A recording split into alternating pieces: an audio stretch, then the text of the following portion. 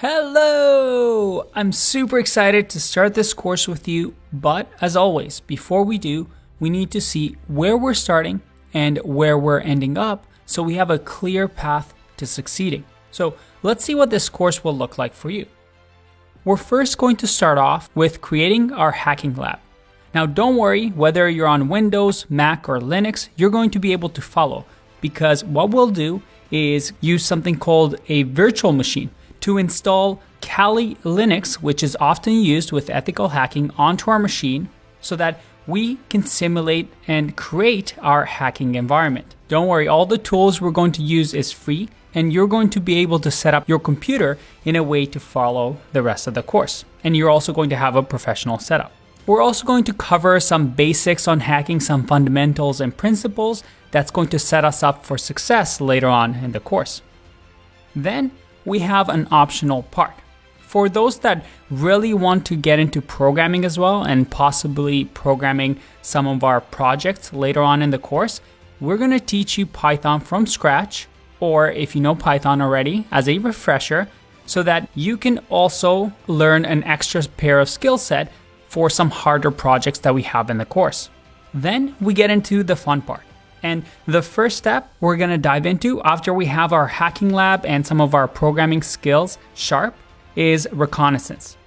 Here is where we learn what we call footprinting, or in other words, information gathering. Once we choose our target, our first task is to gain as much information about the target as possible.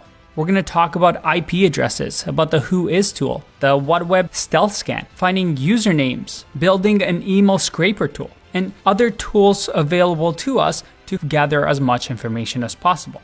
From there, we go into scanning, and this is where things get real. In this section, we gather information on some of the technical information that we can acquire from a target. For example, if they have open ports, if they have a firewall, what software they're running on these ports, and if they have any outdated operating systems. And don't worry, if you don't know what any of this means, we take you from scratch and you're going to learn it all. Here is where we learn about TCP, UDP, using the powerful Nmap tool, different types of scans that we can do, how to work with firewalls, using decoys and packet fragmentation. And we're also going to build a port scanner project in this section. From there, we go into vulnerability analysis. In this section, we use the information that we gathered from the previous sections, and with this information, we try to determine whether there is a known vulnerability that we can take advantage of. We're going to use different sorts of tools to learn about our target system and where their weaknesses are. We're actually going to work on a Windows 7 machine that has a vulnerability and show how we can break into it and how we can use that to our advantage. Then, well, this is the exciting part. This is the big part of the course. This is where we attack and gain access to the target machines. And throughout this session, we'll be covering many different vulnerabilities and different targets. We perform different sorts of attacks on virtual machines and cover a very important tool of an ethical hacker, that is the Metasploit framework. The goal of exploitation is to get on a target machine. So this means we must drop a payload on that target machine so we can use it to navigate through their systems, look through their files, execute anything we want, even delete anything we want without the target knowing anything about it. We'll learn to create our own viruses and Trojans that we can deliver to the target, whether through an email or through a USB. This is a big section, and we're going to dive into the weeds, try out these techniques, and learn how to defend against them. After that, we have what we call the post-exploitation. This, as the name suggests, is what we do after we exploit a target. Since we're on that machine, we can do many things depending on what we want to get out from it.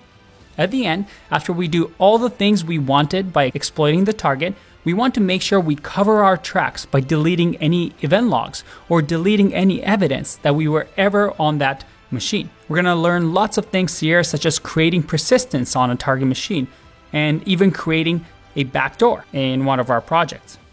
We then get into a very important part that a lot of you might find very, very interesting, and that is website penetration testing.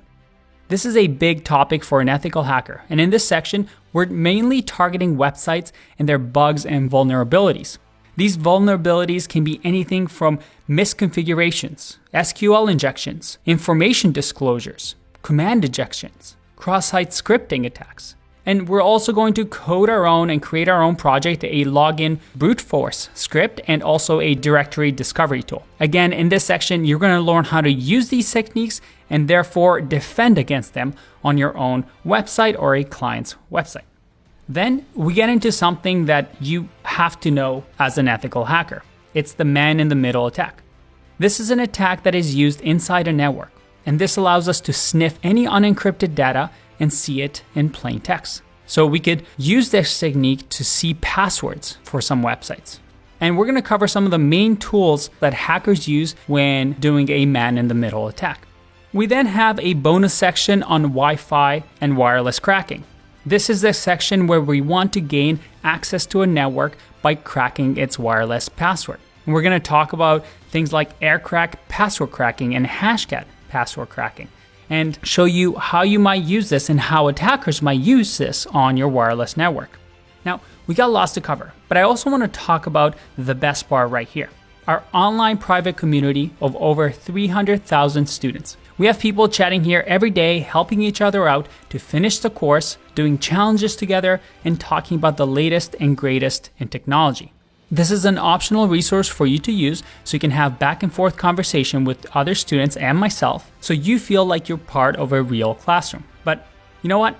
Enough talk. I know you're getting excited. I am too. So let's get started and let's learn ethical hacking.